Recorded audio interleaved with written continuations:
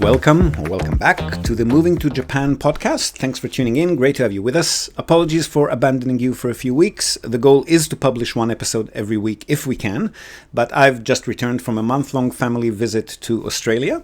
And while I haven't been very diligent with uploading content, I definitely wasn't sitting on my hands during the trip. We were staying on the Gold Coast, Queensland, where, as luck would have it, a good friend who has relocated from Tokyo a couple of years ago now lives. His name is Jason Ball. He's originally from Australia, but lived in Japan for quite a long time before moving back. He's a senior IT manager with a great many accolades to his name in his chosen career path, but that's not the reason I wanted to have a chat with him. Although IT jobs do play a large part in our conversations. No, the reason I wanted to interview Jason for the podcast, and I've already interviewed him and been interviewed by him on numerous occasions this past decade or so, the reason is that Jason is also the owner and admin of Japan's biggest English language business networking group, aptly named Business in Japan. The group originated on LinkedIn, which is still where it's most prominent, even though they're now on Facebook as well, and also recently launched a website with plenty of potential business connections to be made. Now over 80,000 members strong, and with Jason helming it expertly, the Business in Japan community is a powerhouse collective of English-speaking professionals living and working in Japan, overseas business folks who have some kind of connection to the country or an interest in it, and also a great many folks who, maybe like you, are interested in actually relocating to the country. And with Jason being the first person that many of these people hit up for advice when they're planning their move, he's had the privilege of being pivotal in these relocation preparations that eventually have ended for many people with a successful move to Japan, but also probably a lot more failed attempts. And in his unique position as the facilitator of these business employment and relocation conversations, he's got quite a few notches on his belt and a whole lot of experience in what it actually takes to successfully uproot one's lives and relocate them to the land of the rising sun, which is exactly the experience and expertise that I wanted to draw on in this conversation that you're about to listen to. So we cover a great many topics. Firstly, his own story, of course, and then we segue into a broader discussions of IT jobs, employment in general, work visas, sponsorships, professional networking, starting businesses with all that entails, rent leases, bank accounts, applying for government incentives, etc., conducting business with Japanese entities, partnering with Japanese and hiring the right people for your business, required skills, strategy, and most importantly, the mind frame and mentality that is required to successfully manage to pull off the monumental task of moving to and living in Japan. So lean back, grab yourself a drink or a snack or both, and tune into this very insightful conversation. I shall see you again on the other side. All right, so Jason, we've had you on the Japan Real Estate Podcast on at least 2 occasions that I can recall, probably quite a few recordings from Clubhouse sessions that we've either hosted each other on or have both attended or whatnot, and events. So we've got quite a history. But for the people who are listening in who do not know your history, so not the whole origin story, but I know that you've moved to Japan, have been living and working in Japan for 3 years when the Business in Japan group came about, right? Yeah, and that was in 2003, Golden Week 2003, so April.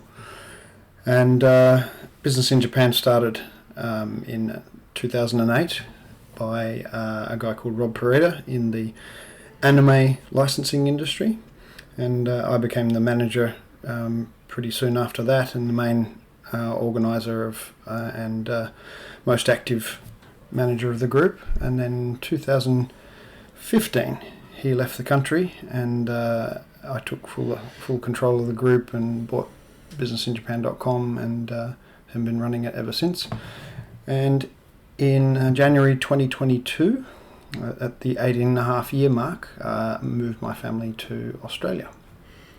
What was the, not really the topic, but just out of interest, what was the catalyst, first for moving to Japan, then for moving back from Japan to Australia? Yeah, my stock answer to why Japan was dissatisfaction met opportunity, meaning I wasn't very happy with my life in a few areas, and someone offered me the opportunity to come and work for them. First at the same employer as them, but by the time we'd exhausted making that happen and failed, he'd set up his own company, and so he was able to much more easily bring me to Japan after working with a lawyer to make sure that I met all the visa requirements, certificate of eligibility, that sort of thing. So before we get to the moving out of Japan part, that's probably a journey that a lot of people listening to this podcast or elsewhere are in at the moment. So when you say dissatisfaction, which was answered by a job offering in Japan, what sort of dissatisfaction or discrepancy did you feel there? Well, I mean, like everything in my story, it's about my network and the people I'm around at the time. And at the time I was not very happy with where my career was going, where my income was going, and where my relationships were going. And here was an opportunity to get a job that paid even more than I'd ever been paid. And the promise of at least a year in Japan. So finance, the job was contract, but in an investment bank. And then relationships. I knew many people who'd gone to Japan and had relationships, so I jumped at it. Not everyone gets the easy landing that I did. Yeah. It wasn't easy in terms of getting the visa because I didn't have a degree, so a simple degree-based visa wasn't possible. But in terms of a job being offered from outside the country without speaking Japanese, and help, although I paid for it, help organising the legal side of processing the certificate of eligibility requirements and then the visa, that was all helped. That's definitely not the norm. I mean, we'll get into it in a minute, but that's definitely not kind of a fairy tale, actually, isn't it? Yeah, and I touched down at 10 p.m. In Narita on a Saturday in the middle of Golden Week. And by 7 a.m. the next morning, I was working on the trading floor of Morgan Stanley, disconnecting computers and setting them up again. So you're absolutely right. It's not the common path, and it was a very soft landing. Yeah. And then skipping to the end, we won't stay there long, but what then, after having been in Japan this long, we're talking a couple of decades, almost, really? What actually prompted the return? Well, getting married about 11 years before and having a daughter who was moving into third grade, we had been talking about what we were going to do for her education. We only have one child, so we could afford international school, and we sent her for a couple of years to international school. But we weren't sure of our long-term plan in terms of where we wanted to live, buy property, settle. My wife and I were more attracted to more rural areas, possibly even beach rural.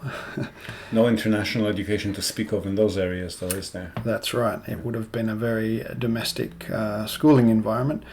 But we weren't thinking just education. A lot of people talk about education and what to do about that as foreigners or mixed couples. But it was the whole childhood experience. It's very different in Japan than it is in many Western countries. And so the freedom of life and thinking who you were and building your own personality without the pressure to fit in, which as people who've had kids grow up in Japan, the pressure often comes from the other children. Yeah. Not just the institutions and the rules and the expectations of adults. So we were looking, we would love to have gone to rural Kanagawa. My wife's from Kanagawa. But then that would have meant a very domestic childhood for my daughter. So just as we're thinking maybe we could look at moving to Australia, COVID hit. And so we didn't think it was a good time to not have a job or to leave secure jobs. So after 2 years, we're thinking, well, what are we going to do? And we just had to start thinking more seriously about it. And I put some feelers out. A job came up, and I was again lucky. I had a job before I left Japan, and I could choose anywhere in Australia to live, a complete 100% remote job. So we jumped on it, and we had to pack up 11 years of marriage and 18.5 years in Japan for me in months, and move. I tried to get longer, but they sent me a computer and said, start there now. Yeah. Get here as soon as you can. So now that you have this perspective, again, 2 decades in the making of moving here, I'm assuming post-bubble, but still you're saying salaries or income, at least in your case, was higher when you moved to Japan. Now that you've applied for and gotten a job back in Australia, what are you seeing income level-wise? What have the 2 decades done here and there? Well, like I said, I didn't have a degree and I didn't have a strong profession. Straight out of school, I went into cooking school. And I did do that as a young person for a while, but not as a chef, more as an assistant or later the beginning of some apprenticeship. And then finally moving into bars and restaurants. So I'd worked in hospitality mostly. I had got my first sales job, which is linked me to Japan because I was selling first for a business information company, helping small business become successful, and then an IT training college. And in those roles, I learned about business, sales, networks, people skills, and then I met a bunch of people who were studying IT on the Gold Coast in Queensland, Australia, because they were Japanese-speaking tour guides and didn't have much else as a career.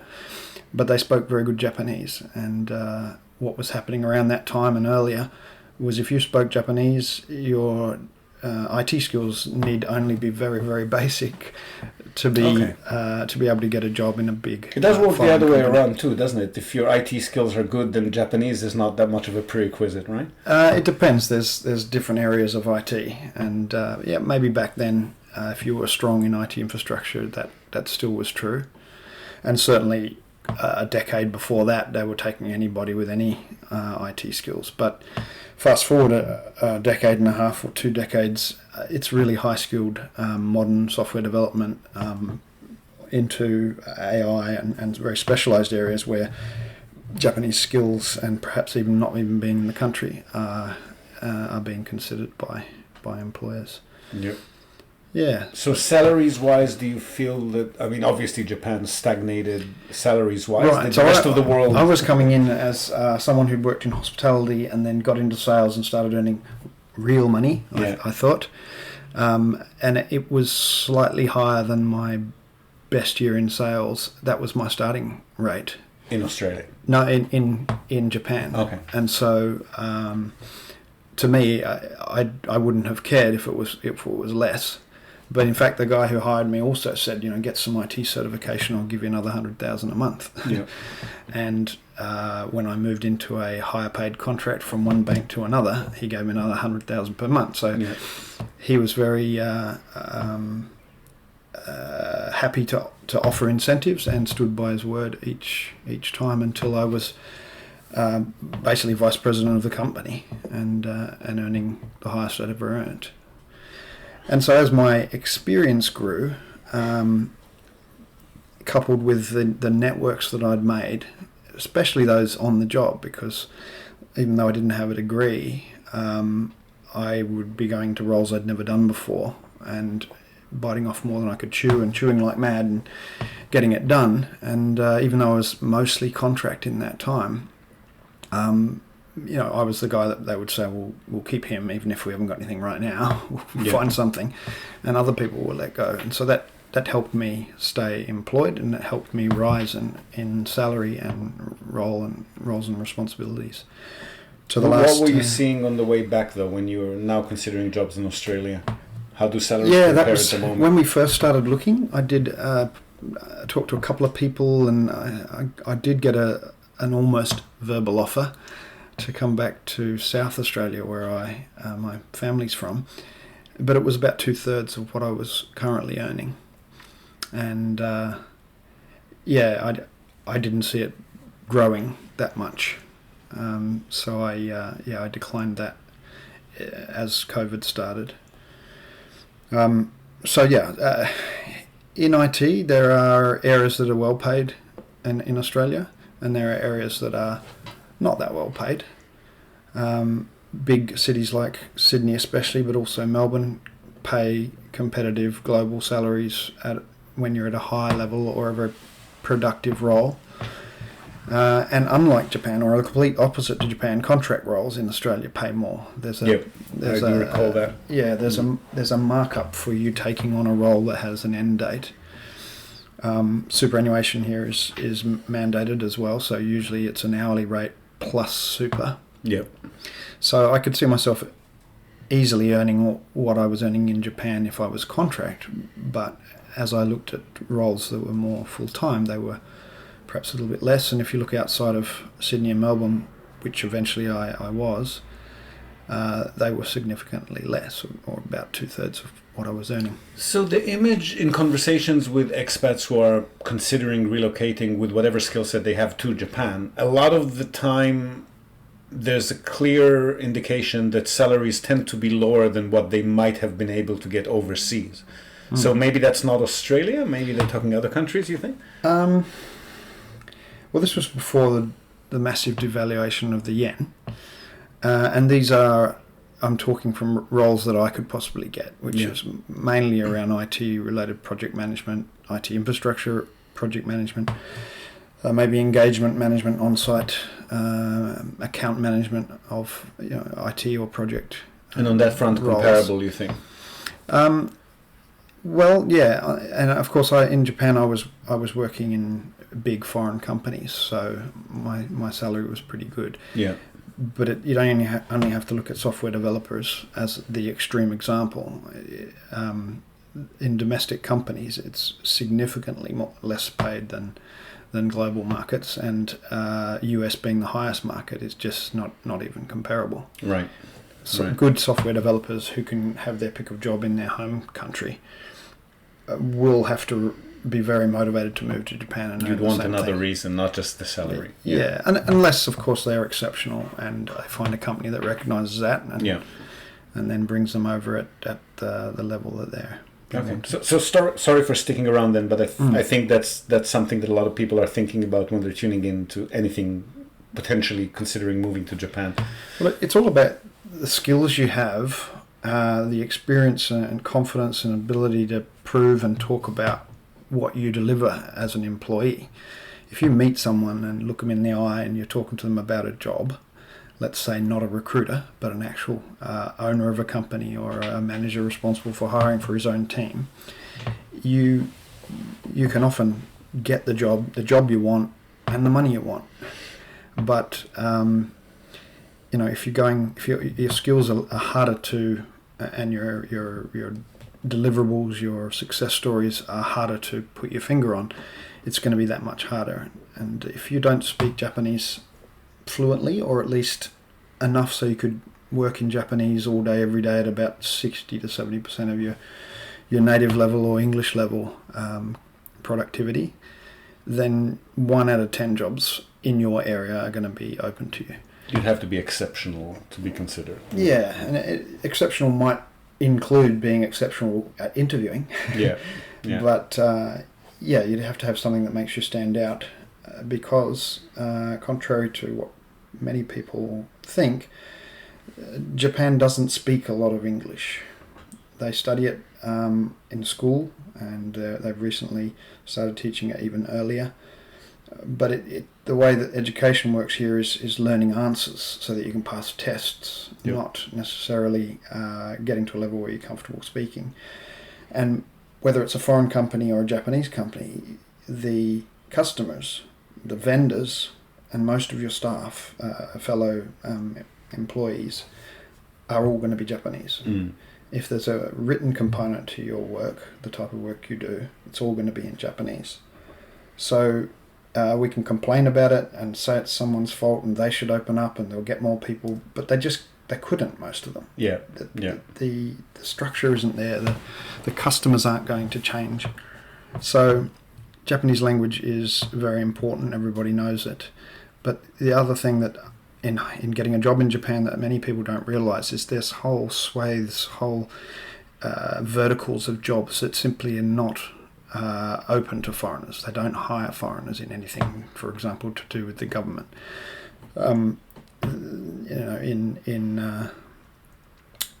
in building, in other construction, those sorts of industries, civil engineering, all those sorts of things.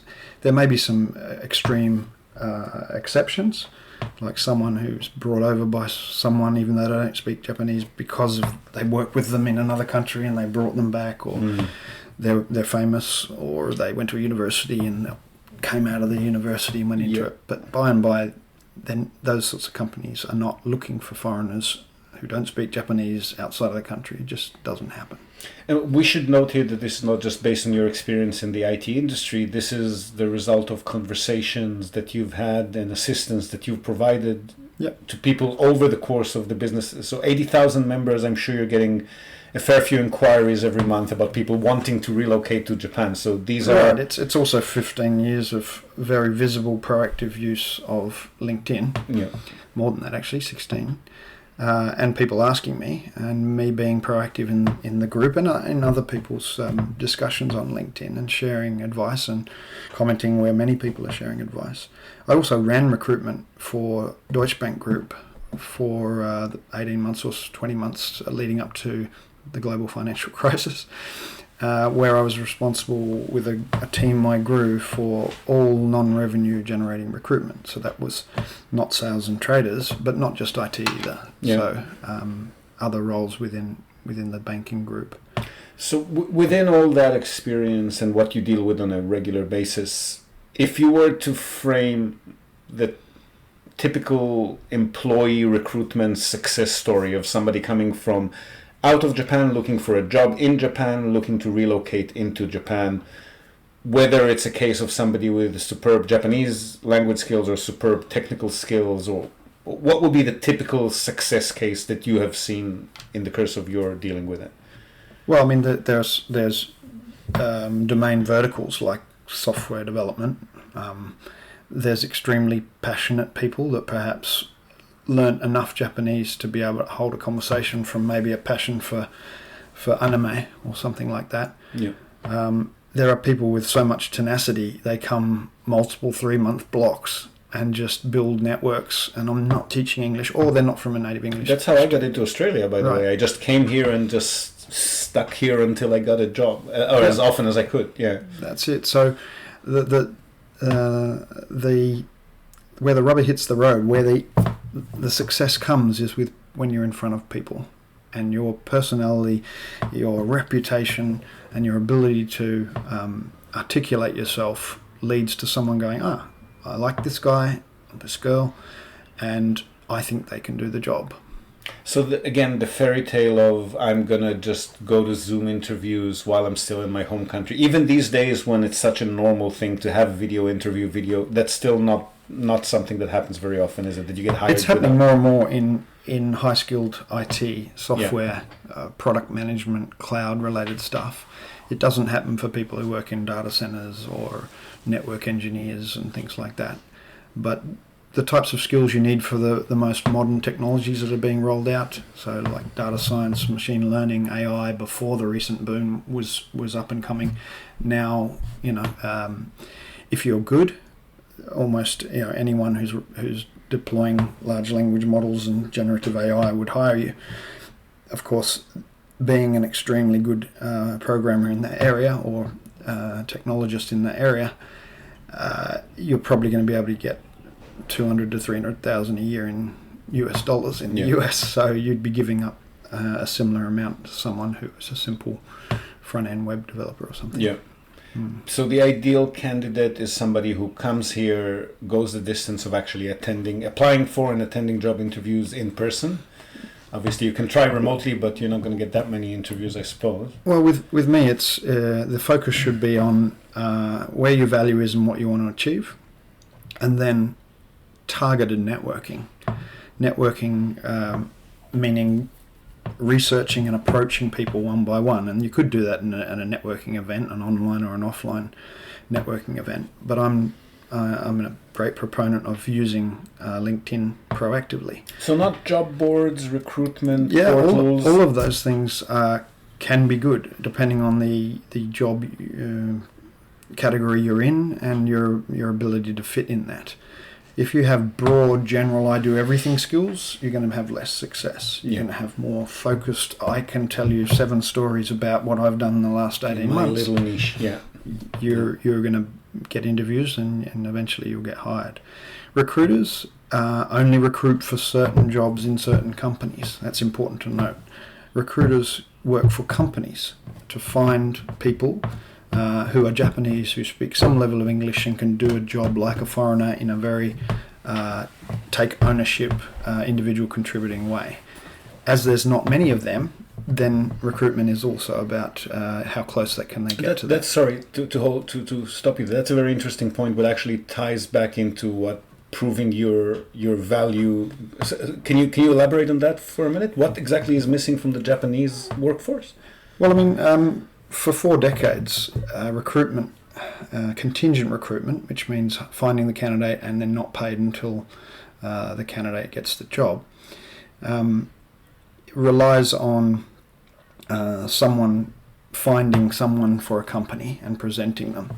And Japan's charges 35 to 40% of the first year's on-target earnings. Which is remarkable. That means a salary of 8 million yen, or say 80,000 US, would be probably 35% of that, or 40% if it's a company that's 15, offering 25, a special. Yeah.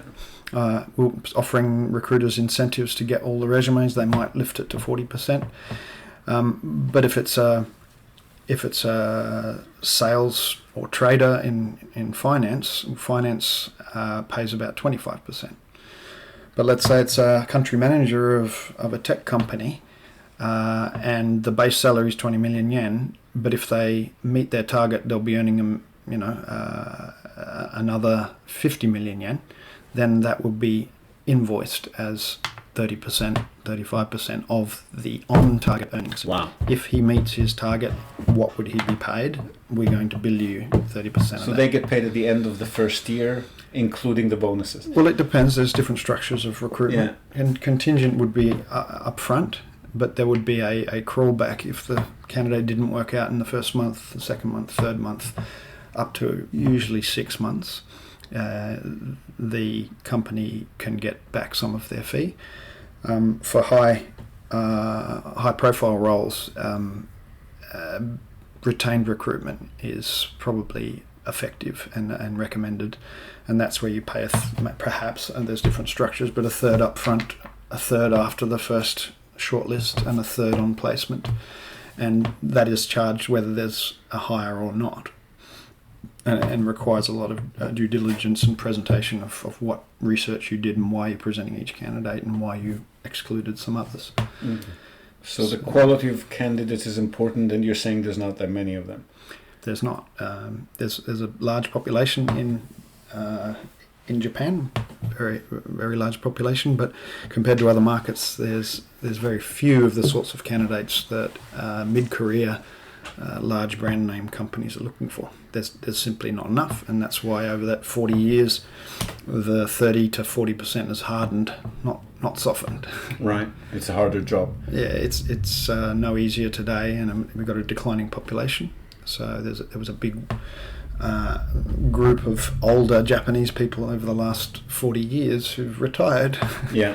That are no longer on the market after hopping around perhaps a number of companies. Mm. But to get a job in Japan, you need to know your worth. You need to know whether that job is whether recruiters are being used to fill it, and recruiters should be. If your job is filled by recruiters in Japan, about 10% of your strategy, or less, and you want to limit how many times you send your resume to which recruitment firms, because. Right. They will own your resume, and if you're good, they will put it in front of every single customer they have, perhaps without your name, yeah, and basically gain ownership of you, and then other recruiters can't put you forward if they've already done so. Right. So you don't want your a whole bunch of low-skill recruiters in 7 different companies, all calling the market using your name, and or even just your broad experience. Suddenly, that guy again. I've heard that guy. So you want to gain control of your stuff and choose maybe 1 or 2 big recruiters and try and work and find out someone who specialises in placing people like you from a smaller, probably foreign-owned recruitment firm, and have one of them working for you as well. But again, that should be 10%. Getting a job in Japan that you want, it's much more likely to happen, and you get what you want if you take ownership of your job search. And I would recommend, after recruiters, it's about building that network in exactly the area you want. LinkedIn's a busy place, the social web's a busy place. So rather than automatic filtering, which is what we did when information came around, in the information overload came around in the 2000s, now you need to target your reach. And although you're reaching out generally and massive action, you at least do some research and network with people who are somewhat close to what you want to achieve, the role you're in. You have a clear idea why you're reaching out to them, and you're doing it in such a way that you're not leading with job search, but you're leading with, if you can't think of anything else, who you are. Networking. Yeah. I'm just networking with people exactly like you. I haven't been using LinkedIn as much as I should. This year, this month, I've decided to, and I liked something about their profile. And you do that in a very targeted industry, company, department, role kind of focus. And you don't do it 30 or 40 times. You do it 300 or 500 times. And you don't have to be good at it, any part of it, the researching or the reaching out in the beginning, because you'll get better by doing it and just learn from the way you first reach out and what you say about their profile or what you say about what you have in common, through to how do you request to have a video call with them? How do you start the conversation with that? How do you keep it light and I'm networking?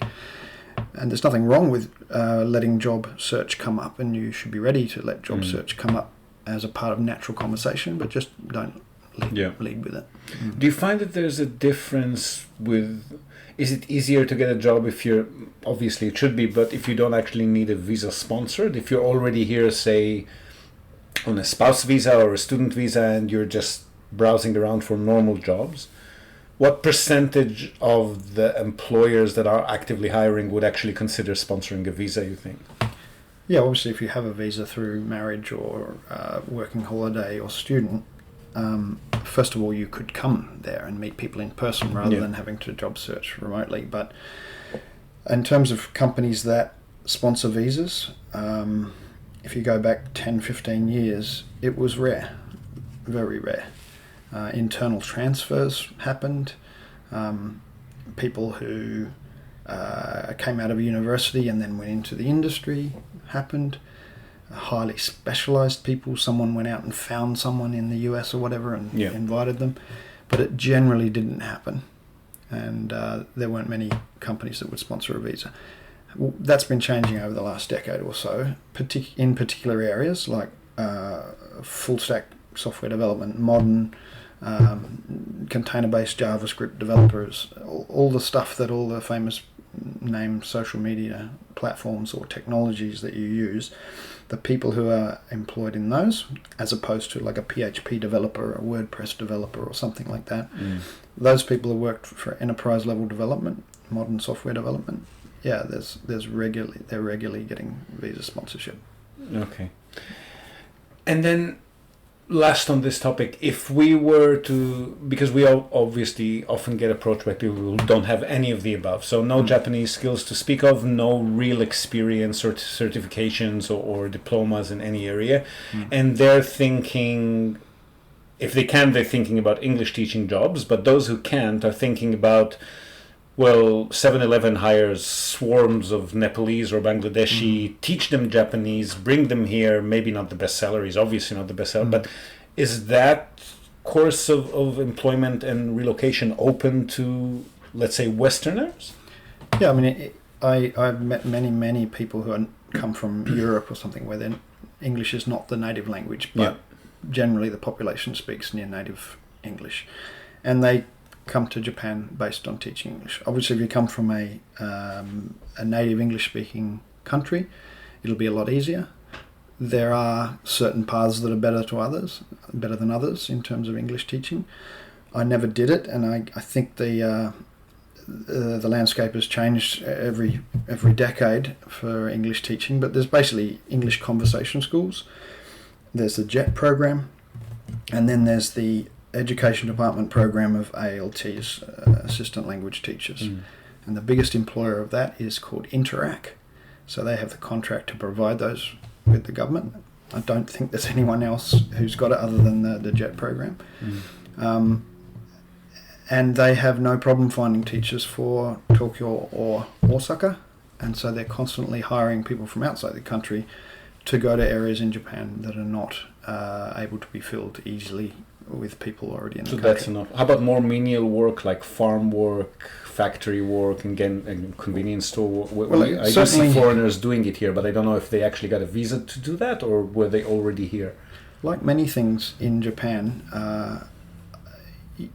it's sewn up by a few big companies or companies that have grown to specialise in that. So, for example, applying just direct to 7-Eleven or Famimart or something, there's probably not a path to do that. Or if there was on their website, it wouldn't be a very good path.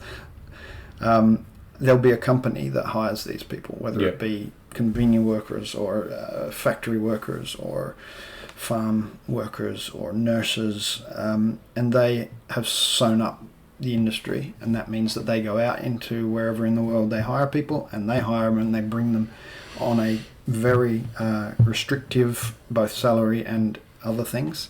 What you're saying is if they're not advertising in your home country, you're probably not going to get in that way. Absolutely, you're not, except for ALT jobs or maybe not so much them, but what do they call them? Eikaiwa, English language conversation schools. Some of them, a small amount of them, hire from outside the country because they're looking for more than the usual suspects. But it certainly is a way to get in, and there's endless stories of people coming in on the JET program or teaching English, and then there's plenty that stay in it, but there's plenty of stories of people then moving into what area they studied in university or like you said, just networking and finding another connection, another job, another career. Right? Yeah, I mean, there's coup coordinators, so there's people who move out of the JET program after building strong relationships and learning to speak Japanese who move into the government in certain cultural roles. For working in a factory, I think there's a lot of paths from South America and Philippines, things like that, for people working in factories, because the suppliers of the workforce base themselves there. They have an office and they hire people. And if you can find out who they are, you could probably go to their websites, and it won't be great pay, but once you're there, as long as they don't restrict you, apparently some of them try to restrict you from moving jobs, then that could be a way. Any way you can get in, especially if you're a hungry, idea-filled, enthusiastic person that, as soon as I get there, I'll build a network and I'll meet some people and I'll share my ideas and I'll do whatever it takes to get into a business or into a job. Or one area that's under-recognised as a way to have a good paid career in Japan, it's not so easy to get from outside the country, but once you're in, is project management or project coordinator. Those sorts of roles are paid for by project budgets, and so HR don't need to have headcount. It's always needed, and anyone with those skills and experience will get an interview at least. They may be haken or dispatch, which means they're hired by a company that then dispatches them. The job, or each of your jobs, will be limited. It'll be contract, but there'll be so much demand for it. Even if you are new to the role, there's a wide range of skills and places you can fit in project leadership and project management and coordination. and 6 months doing a hands-on project where you really were doing hands-on work in a brand name company. Suddenly you're a project manager in Japan. It's given you some time to perhaps get started on your Japanese, and you'll probably never run out of work even without Japanese language. Yep. And it'll be contract, but it'll be a higher paid contract than if you're a contract software developer for a Japanese company or something like that, and certainly much, much higher than English teaching and working in convenience stores and things like that. And like you said, obviously, once you've got one Japanese domestic job on your resume, it becomes easier to get the second one, the third one, and so forth. Yes and no. I should caution that many people thinking to come work in Japan are imagining working for a Japanese company. There's less and less companies in Japan that hire foreigners. We can do a whole different podcast on that topic. There's more and more companies that are Japan-based who hire software developers and those sorts of areas, but the average Japanese company is not looking for foreign staff, and it's even a big jump for them to consider a fluent in Japanese foreign staff. Yeah. So consequently, what I'm getting at is most foreigners are not working for Japanese companies in Japan. You could argue that's not true if you bring all those convenience workers and the factory workers and the farm workers and the aged care workers and the nurses and things like that. But if we're talking about individuals looking for a path to Japan, your most likely path is going to work for a gaishike, which is a foreign capital company. With a branch office or sister company in Japan. Yeah, or even just set up in Japan by foreigners. Yeah. Or a very, very globalized Japanese person who's set up a company, but it's not domestic. It's really running like a very foreign company. Yeah. So if we were to take all of that now and instead of seeking employment, I'm seeking to open a business in Japan, whether it's a extension of my existing business overseas or it's a fully native from the ground up Japanese company that I'm going to set up here. Without getting too much into the visa implications, we're going to have a lot of episodes on that, and we've obviously given advice from immigration lawyers, and you and I are not immigration lawyers. But what are the sort of challenges, mistakes, or recipes for getting it right that you see that people go through when they're for the very first time setting up a business in Japan? And we're referring to people who are not familiar in Japan or have maybe just lived here for a year. They think they know the market and they want to give it a go. What are the typical mistakes and typical successes that you see people going through? I think the first business success, I mean. Yeah. Let's put visa aside for a moment. The first thing is, starting a business and becoming successful is hard anywhere. Yeah. I don't know what the figures are in each country these days, but 90% of businesses fail in the first 5 years, that sort of thing. It's no easier because you're a foreigner. It's actually harder. So the chance of success is even smaller being a foreigner, unless you have a partner, a local partner, or you have a structure you're following that's successful. Well, that's you buy into a business. That's a very valid first point. Working. Is the Japanese perspective, the Japanese partner, the Japanese face of the company is in many cases essential, unless you're a gaijin focused company, right? Right. If you're starting a company and you're a foreigner, you have to have a reason why that is congruent with the message of the business. Yeah. It'd be hard for you to start a business that's traditionally, a mum and pop shop owned by Japanese people. Who would you hire? Yeah, that's the other thing. That's the other thing with people who start a business, maybe a tech business, and it's successful. It's often limited for growth by scale by the talent they can hire, not just the numbers of people when they need them, but the actual skills that they need. We're feeling that very acutely at the moment, right? Right. Yeah, actually. Yeah, that's the other thing. I got into it a little bit earlier, but the vast majority of Japanese people are not interested in working for a foreign company. And so that counts all of them out of the market for someone looking to Yeah. hire a Japanese person. Yeah. Then you have the others who might want to, but they don't think their English is good enough, and even though it's probably better than some of the staff you already have. It's difficult to find Japanese people who want to work for a foreign company, but then it's hard to find Japanese people who are individual contributors and are excited to bring what they know and can do to a new company. And part of that is a historical and cultural way in which people are hired in Japan, and they're developed from being a new employee and sort of learning the ropes on OTJ, on the job training, and they almost like a rotating internship. They go through different areas throughout their career, and a percentage of them rise to management, and often they're doing well in that. They love their job, and then 2 years later they're moved to a department and another role that they're not interested in. So Japan has some strange idiosyncrasies. But one of the biggest things that comes out of their education into that flow is a lot of Japanese people, spoken or unspoken, they're confident in their ability to, you tell me what to do and I'll do it. And they'll do it, and they'll do it well, and they'll get better at doing it. But then they're not good at stepping into a situation where it's not known, where they have to work out what they're doing.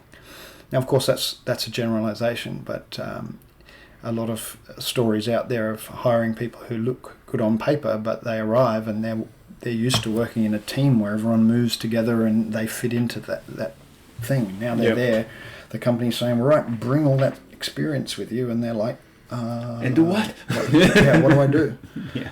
So that's the other thing. I've had people say to me, hiring Japanese people is easy, because there's so few of them that stand out. Yeah. As you give me the opportunity, this is what I'm going to do, and this is why, and when I was there I did this, and they are so easy, they stand out. And whereas the others might be, what exactly did you do in that project there? Well, we did this and we did that, and and the company released this to dig out. So have you been in touch with people whose businesses actually fail or fail to grow based on this, on the hiring difficulties?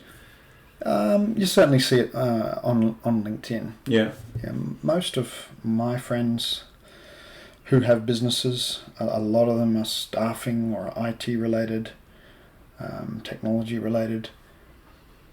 I wouldn't say they fall in the category of being absolutely limited by finding the people to scale, but certainly have spent years and been unable to hire some key people that they wanted. It's a challenge. Yeah. Okay. So for us, the types of businesses that we normally deal in are either franchise businesses where our clients join us as franchisees, in which case we've got the manual and the hand-holding from franchise headquarters. Everything is given to us very nicely chewed and ready, so we can just follow a blueprint. Or people who have existing companies that can relocate them to Japan and simply start invoicing from a company they've already had and run for a number of years. So they obviously know their business. They're not reliant on Japanese clientele. The clients come from overseas. Not a problem. The people that we don't serve as much, except to maybe help them set up a company and find a place to lease, are people who have a brand new business idea, or a business idea that maybe has worked for them in other countries, but now they need to reproduce it from scratch in Japan. Whether it's anything, I mean, from a kebab shop or an English school, or the type of businesses we see foreigners normally open, and all the way up to a high-end whiskey shop, whatever. What sort of, again, success stories, failure stories, tips, challenges do you have for people who are starting from complete scratch? Well, I mean, starting a business in Japan is a lot of work, a lot of paperwork, a lot of processes, procedures, things that you need to meet. And the very first one is a bank account, and the things that you need to already have in place before you can get that bank account. That's been one of the biggest challenges. A lot of the processes are not available to you in English if you try and do it yourself, or you get an accountant who's good at setting up a company, but in terms of building out operational stuff and making sure that you're delivering on what your licenses say, that sort of stuff, that's left up to you. There is the Jetro one-stop shop, and even without the concept of one-stop, they do have departments that will take people through the evolution of starting a business. Jetro being, just for people who don't know, the Japan External Trade Organization, right? Right. Yeah. Very famous for 90% helping large Japanese companies do stuff overseas and help almost no one else, Japanese. But there's a component of them helping foreign companies. Foreign direct investment is one of their major goals, along with Tokyo Metropolitan Government and other regions and cities' governments. But in Tokyo, they have a one-stop shop. That means you can come in and just tell them your idea and explain that you don't know the process. What will I need to move through your process? And then you go away and get it. And it goes through legal and accounting and rental and tax rebates and other incentives through the whole process. And in theory, you could do it in an entire day. But they certainly have people manning each section who are sort of paid consultants. So that's the logistics of setting up your business structure. Yes. Yeah, but then why do people fail when they start to apply their business and they actually try to make it? Well, I mean, a lot of it will be on what their strategy is, what their market entry strategy or go-to-market strategy is, or if it's just a business, how are they going to be successful? How are they going to let anybody know they exist and what they do, and how are they going to stand out from their competitors? What's their unique selling proposition?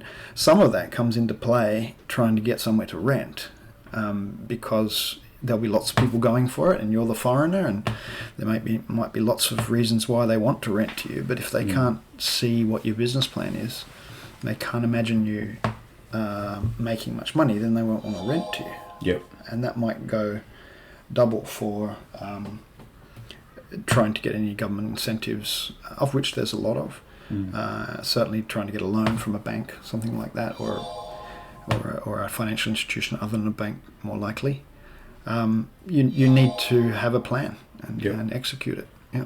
So, just to summarize, any unique challenges that you think these people face as a result of not knowing, how, similar to what we've spoken about when they're looking for a job, stuff that they just don't know that is different here than what they'd expect. So same shop they may have been able to set up easily in the US or in Australia or in Europe, but coming to Japan they should be aware that it's not going to work as smoothly because... Well, everything from the setup and the logistics of getting it going to making it successful and dodging some of the issues. The way to get around that's obvious and probably not unknown to them is use a local consulting company, and you interview them. You don't just buy them off a website, and you gain confidence that this is the person. After talking to them about my business and what I want to achieve and what's worked in other markets, they are convincing me that they can take and make that happen. These are market entry specialists. Yeah, market entry specialists, a local person. One common method for especially service companies is hiring someone as a contract country manager, and so they will help you set up your KK Bushikaisha, your first company. They will have the address set up whether you rent or not, and they will get a business card and represent themselves as your country manager. I mean, in practice, they're going out and they're approaching perhaps the first sales opportunity, which is why you wanted that person. You had perhaps a referral from a company you're already dealing with in another country who've said, hey, can you help us in Japan? Yep.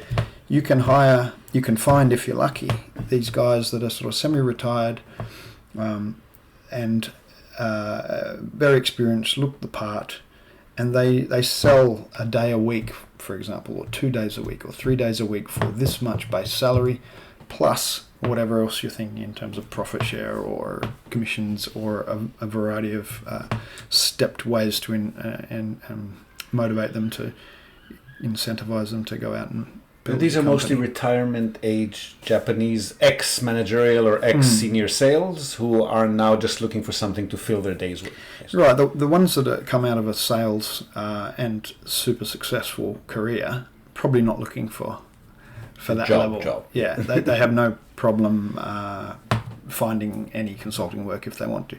So you're talking about guys who perhaps weren't in sales, or they were in like a farming account management role where they never opened any of the accounts their whole career. It was all opened by legacy people.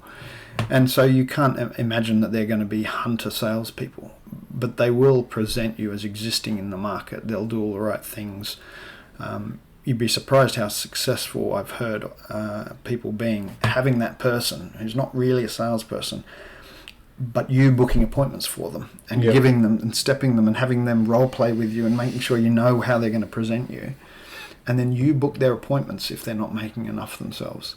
So those sorts of people, it can be as low as 1 or 200,000 yen per day, per week, per month. So you get them 1 day a week for a month for 150,000 yen, say. Yep. And if you're happy with them then, and they've got the bandwidth, maybe you move it up to days of week. So that's an interesting alternative to essentially a Japanese CEO or even a Japanese junior partner in some way, right? Yeah, I mean, often these guys are called the CEO, and they pull out business cards from 7 companies. The CEO, But I don't want to set the expectation that these guys are easy to find. They're not easy to find, no. I've been looking for one of them a while back. It was not. In fact, there are ones, the easier to find, the less likely they're going to do any proactive sales for you. But as long as you know that and you've got a path on how to make sales yourself, for example, I know a company that had a Japanese-speaking ex-jet in a very senior global sales role who would come to Japan once a quarter, stay for a month, and all his appointments were booked in one company from outside the country, but by local people. And he would do all the sales as well as visit all the existing clients to show the head office thing, could speak Japanese. And it was less of a requirement then for the Japanese team to be super sales and revenue generated, revenue generating motivated, as long as you've got no illusions about the more effective your person's going to be, the more expensive they're going to be, and the more you'll need to get them to join you rather than anyone else, and have a story why they should. I mean, really, ideally, you want a Japanese partner who's got equal equity, equal share of the responsibility, accountability, and motivation, right? To actually push your business forward. But barring that, these guys are an option, and they're mostly guys, aren't they? There's not too many women doing that. Yeah, probably not too many women. There would probably be industries and companies in those industries that would be able to find and would do well to get a woman, like the beauty industry, for example. We hired a store manager from a kimono factory, actually, from a kimono store, sorry. Well, that's the other thing. If you've got time, and if you visit Japan, maybe you've got a local partner who doesn't sell much for you, but at least you have an address, and then you say you've got a Japan office. It's not working for you. So whenever you're in Japan, you're meeting people, you're networking, like I said about getting a job, you're networking to meet people and ask them, who do you know who I could speak to, who might someday in the future consider. Yeah, I think people need to understand that Japan, like all things related to Japan, but on this front as well, is not a turnkey kind of instant environment. You have to build yourself into the country, into the networking aspect of it. Yeah. So I guess before we part, like in summary, parting words for someone, whether if they have the capital and are thinking to start a business here, or if they don't have the capital, are looking for a job here, assuming they know Japan a little bit as tourists, maybe stayed here for a while, taught English, but they're not really familiar with working in or doing business in Japan. Summary parting words for someone embarking on that journey. We'll certainly get into that category. In other words, visiting and meeting people and talking and asking questions. So you have less illusions about what it's going to be like, but also with the chance that you'll find people who you can contract or get to help you to be involved. But otherwise, know that Japan, it's oft said and disregarded. Japan is different. Yeah. It's different, probably less in the stereotypical cool Japan or strange Japan way, and more in like walking through treacle kind of way. And as long as you do the right things the way they're expected by, or the bureaucracy or the people that you meet in every stakeholder of your business operations, as long as you do the right things, then you'll be accepted in as a foreigner who's coming in the right way. Not you get your own little box. You know? Yeah, I mean you're not ringing alarm bells that all these people are on the lookout for because they've seen so many times. Yeah, and so some of those you can avoid just by coming here often and building a targeted network exactly where you want to be. Yeah, so be in it for the long haul. Fantastic stuff. So thanks for yet another podcast recording. Hopefully we'll see you. Is there some Business in Japan events coming up in Tokyo? Virtual ones? I did 3 in person when I was visiting June, July. I hope to at least do 1 a quarter if I can find people to run the Japan side of it for me, or if I'm in the country. What I have started doing is Monday lunchtimes, which I used to do with a speaker and a theme, changing each week on Clubhouse. I've now moved it to more general networking, lunchtimes on LinkedIn, using LinkedIn Audio, 12 p.m. Every Monday. LinkedIn Audio is the new LinkedIn Live? Or? Yeah, it's LinkedIn Live, but after Clubhouse came out, it wasn't limited to video live. Yeah, they made an audio one, and unlike video, you don't need a Restream or some other software to connect. You can just use LinkedIn.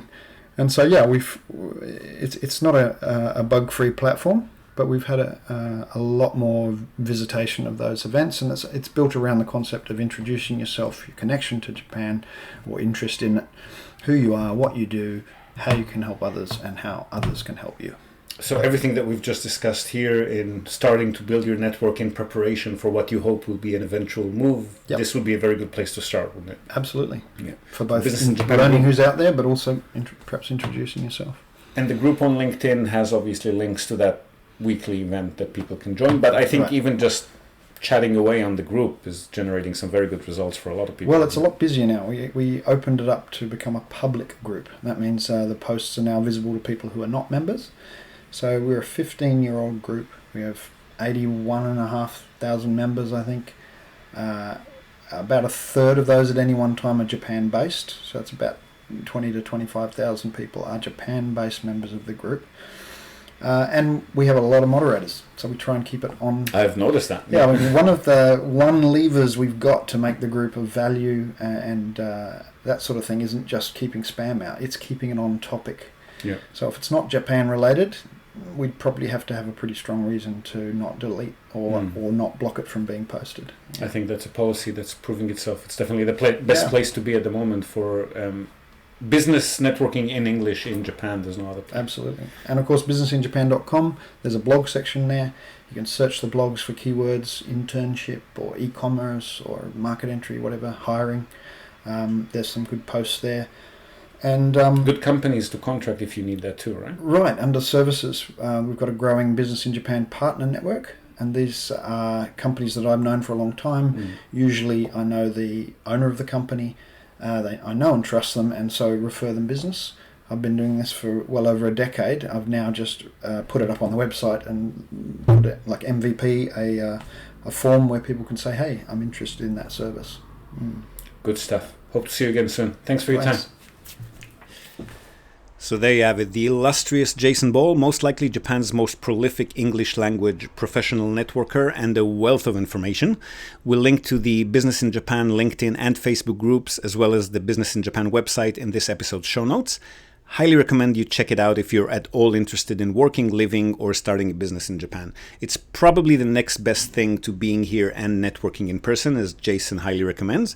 And if you are here, it's probably the best place to start conversations with would-be employers, business partners.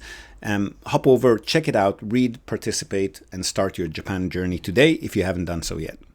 Now, if you found value in this episode, we'd really love it if you could like, subscribe, and even better, share this podcast with anyone in your network who might also find value in it.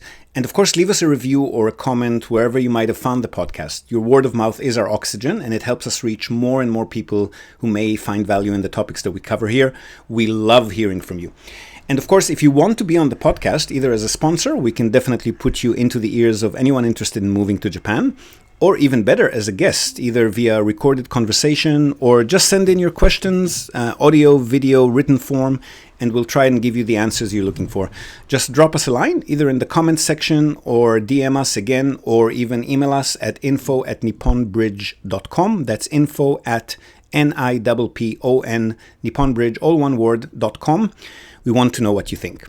Hope to have you with us again next time, and until then, have a great day or night ahead. Yoroshiku.